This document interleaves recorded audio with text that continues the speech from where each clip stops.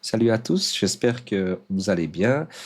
Dans cette nouvelle vidéo, je vais vous montrer comment je peux copier ce garde-corps et le mettre ici sur les autres vis de maçonnerie et rapidement adapter la longueur.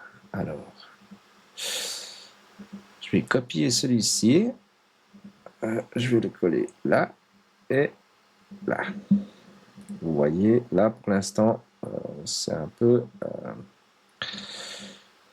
c'est pas juste. Donc ce que je vais faire, c'est que je vais sélectionner avec CTRL ça et je vais lui dire de déplacer ce point-là vers cette surface là.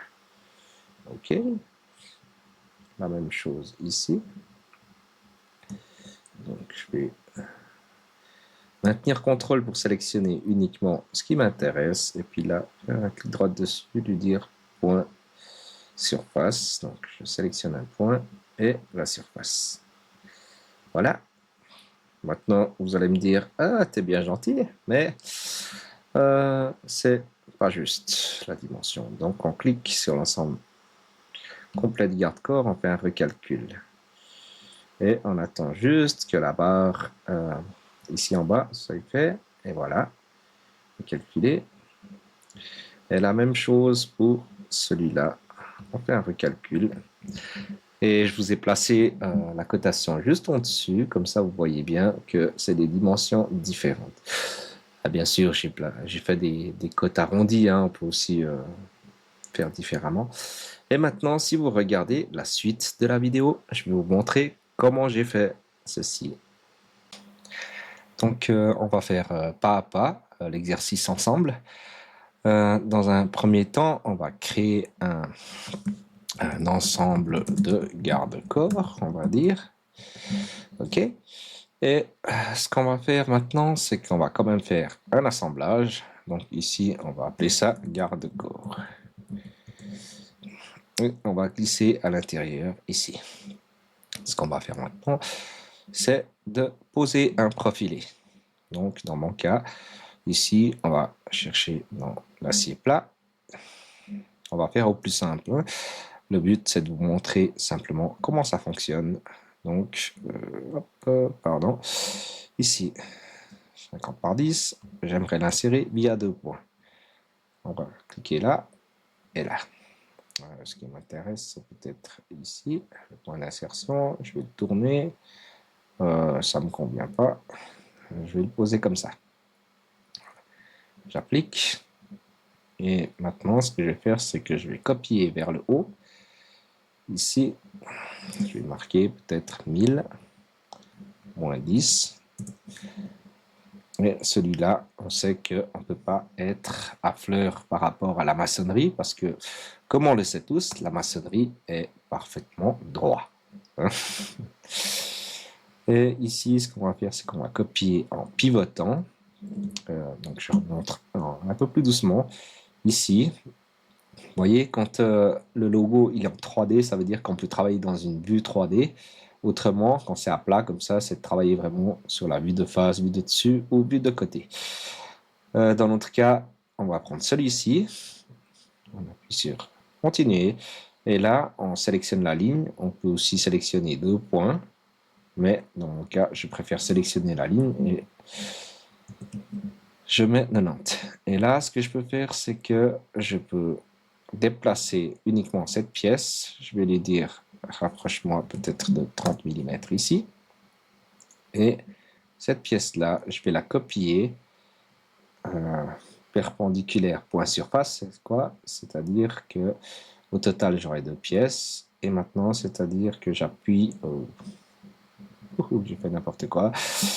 Ça arrive. Voilà, je ne vais pas effacer la vidéo pour autant. Je vais refaire la même opération. J'appuie sur ce point et je lui dis de venir jusqu'à cette surface-là. Et là, je fais moins 30 mm. Comme ça, j'ai 30 mm de jeu. Maintenant qu'on a fait tout ça, on peut glisser tous ces profilés à l'intérieur ici. Et maintenant, il faut bien faire attention que sur chaque profilé, il y a ça qui est actif, parce que comme ça, on va dire que il prend en compte tout ce que je fais par rapport aux autres pièces. Cette pièce-là, si je fais une opération par rapport à cette pièce-là, elle va prendre en compte, si je déplace l'autre pièce, elle va se recalculer. Enfin, vous allez voir ça tout à l'heure. C'est un peu compliqué à expliquer comme ça oralement, mais vous allez comprendre une fois que j'ai fini. Donc, ce qu'on va faire, c'est que maintenant, on va sélectionner ici, tronquer à l'arête. On clique cette pièce-là, jusqu'ici, celle-là, jusqu'à là, celle-ci, ici, celle-là, là, celle-ci, jusqu'ici, et celle-là, jusqu'ici. Hop là. Ce que je peux faire maintenant, c'est de faire Escape et cliquer cette pièce-là. Ici, on a l'historique de création. On déroule, on appuie là-dessus et on sélectionne la bonne arête. Et voilà, ça c'est fait. Faites pas attention au point d'exclamation, c'est parce que je n'ai pas enregistré. Hein. Maintenant, ce qu'on va faire, c'est qu'on va percer les trous. Alors ici, on va percer le trou en faisant un clic droite. Et là, on peut garder le trou de 12. Ici, il me demande de sélectionner un plan d'usinage. Je sélectionne là. Et maintenant, ce qu'on peut faire, c'est R Enter pour lui dire que mon point de référence est ici. Et je vais partir à 90, 90 pour les Français. Là, j'appuie sur Appliquer. Maintenant, ce que je vais faire, c'est que simplement, je vais faire répéter ce trou. Je vais faire un miroir. Et ici, ce qu'il me demande, c'est un plan. Si on regarde bien comme c'est écrit, c'est plan de retournement. En fait, dites-vous que c'est un miroir que vous devez placer au centre de ce profilé par 3 points. Là, c'est comme si j'avais placé un miroir ici, ce qui fait que c'est la même distance en haut. Donc, globalement, si je vous montre, c'est que ça fait là, là et là, on a la même cote. Maintenant, ce qu'il y a encore, c'est que je vais faire la même chose sur cette pièce. Certains me diront, mais c'est facile, tu copies cette pièce jusqu'à là-bas. Mais non, en fait, parce que j'ai besoin de garder cette pièce. Tout à l'heure, j'ai tronqué cette pièce par rapport à celle-ci. Donc, il faut que je la garde. Maintenant, pour ne pas répéter une deuxième fois les opérations, ce que je peux faire, c'est que je peux me servir de ces deux-là. Je fais comme ça, copier. Donc, j'ai copié le trou et puis le miroir du trou de cette pièce-là. Et je vais cliquer sur celle-ci. Ici, je suis dans le feature, l'historique de création de cette pièce. Je vais l'ajouter ici. Et je vais simplement glisser là-dessus. Et là, pour l'instant, vous voyez qu'un trou. C'est normal. Ce qu'on fait, c'est qu'on double-clique sur celui-là et on va activer le perçage de 12. Comme ça, on a la même chose en haut. Voilà. Maintenant que c'est fait, ce que je vais devoir faire encore, c'est de faire un plan de travail. Ici, par exemple, et lui dire que je vais mettre mon rond là, pardon, mon tube rond, ici, sans soudure, peut-être ce serait mieux.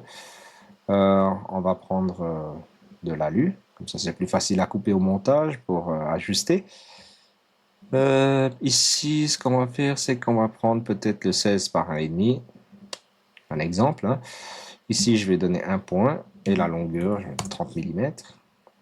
Et je vais prendre le centre, comme ça, je peux le placer ici. Et puis sur la roulette, la même chose ici, sur la roulette. Et de ce côté-là, bon,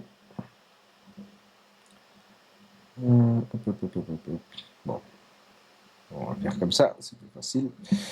On prend ces deux,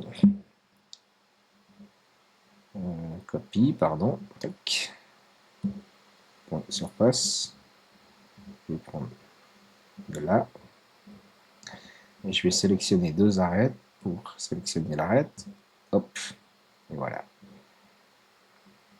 Maintenant que j'ai fait ça, je vais créer ici un ensemble de tri, ça veut dire que je vais mettre entre toises, par exemple, et je glisse tout ça à l'intérieur, et ça va à l'intérieur, ça va là, parce que ce sera pas soudé sur le garde-corps. Et maintenant, ce que je peux faire, c'est dans les fonctions de bâtiment, je peux aller choisir la division de barreaux. On met 118 parce que, pas 120, parce qu'on sait qu'à la fin, si on met 120 pile, ça ne va pas fonctionner. Ici, il me demande de sélectionner le profilé de gauche, droite, ça vous connaissez déjà. J'ai fait une vidéo il y a quelques temps déjà avec ça. Là, je peux prévisualiser.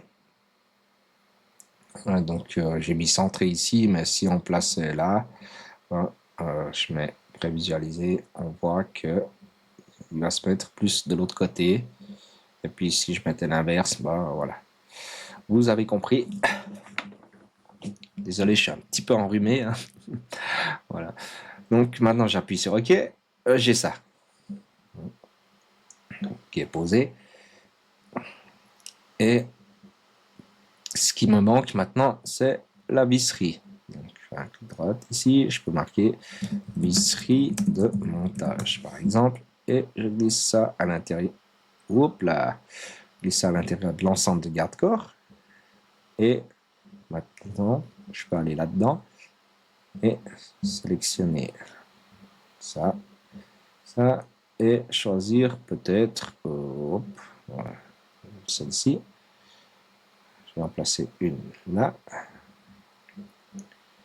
une ici. Et maintenant, pour aller de l'autre côté, en fait, il n'y a pas besoin de sortir de la fonction. Vous faites un clic droit et puis vous donnez une nouvelle direction. Comme ça, vous choisissez peut-être ici. Et là, on continue. On n'a pas besoin de sortir de la fonction. Comme ça, mes vis sont à l'intérieur ici. Et voilà, tout est fait. Maintenant, on n'a plus qu'à tester. On copie ce garde-corps-là de ce point-là. On le pose là. Et maintenant, on clique sur cette pièce. On maintient contrôle. On clique sur celle-là, l'entretoise, la vis, l'entretoise. Et on peut dire que maintenant, je fais un clic droit là-dessus et je lui dis point surface. Donc, un point et une surface. OK. Et maintenant, on revient tout en haut là. On clique là où il y a toutes nos pièces à l'intérieur. On fait un recalcul du feature. Donc, on attend et ça va tout seul. Vous voyez? Donc, si je vous remontre les cotations, voilà. Bon. Voilà, j'espère que je vous ai appris quelque chose de nouveau. Et puis, à très bientôt. Au revoir.